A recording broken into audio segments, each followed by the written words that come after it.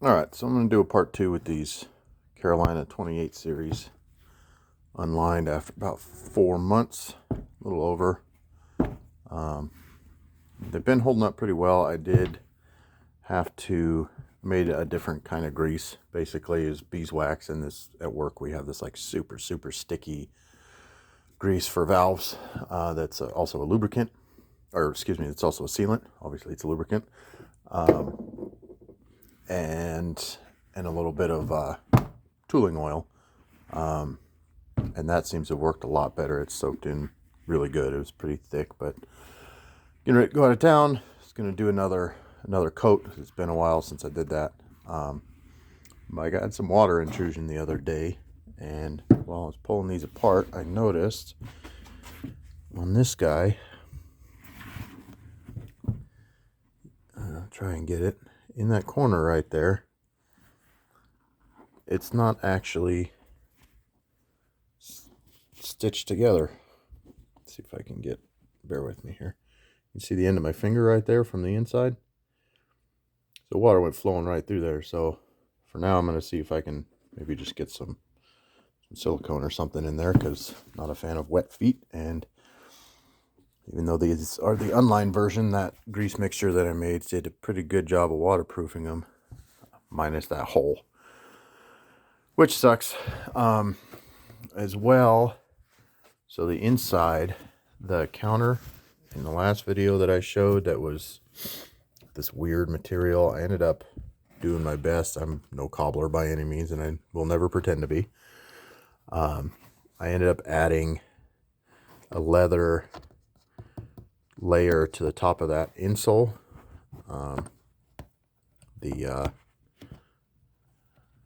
on, doggone it.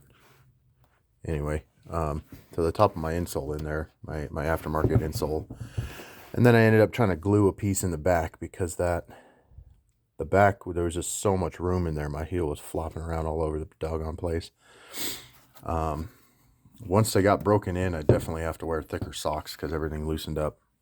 I mean, I expected it to, but definitely more than I expected it to. But it's my first pair of unlined boots, so it's probably a user error.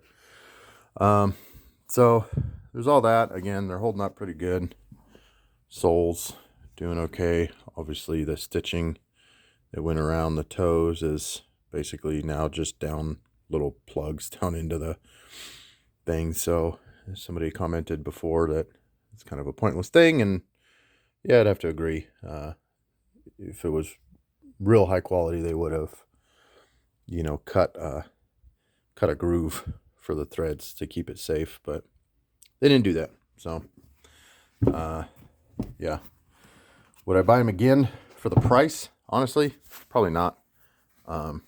Just some of the craftsmanship issues. I mean, overall, they're holding up. The leather seems to be pretty good leather. It is pretty thick. If you're not somebody who really has any chance of getting wet in your boots, then probably be all right. They are pretty heavy, because it is just a solid rubber sole, right? It's not like some of these Red Wings and different boot companies I see that are doing this, thick layer of foam along, and then just a little tiny bit of actual rubber to keep the weight down. But the problem for me is my feet end up compressing into that stuff eventually, and the boot gets shaped funny, and they just don't hold up. So I'd rather deal personally with a little extra weight and have something that's actually going to hold up to some of the abuse that I put them through, than that broken in out of the box comfort type of stuff. It seems to be every boot I've had that felt completely broken in right out of the box did not hold up, mostly 6 months. So yeah, I just don't deal with that. You can see after I greased it, how much of it went in. Bend it and get some light spots and stuff. So I mean, again, not bad. If if Carolina would have addressed some of these craftsmanship issues that I've been finding, I would say, yeah, I'd probably get them again. But for that's basically the main reason. I'd rather pay an extra. I think these were like 200 and These are about $300 boots almost. For an extra $30, I think I can get a good set of USA made, you know, thorough goods or what have you. So probably going to go that route next time. Anyway, yeah. Thanks.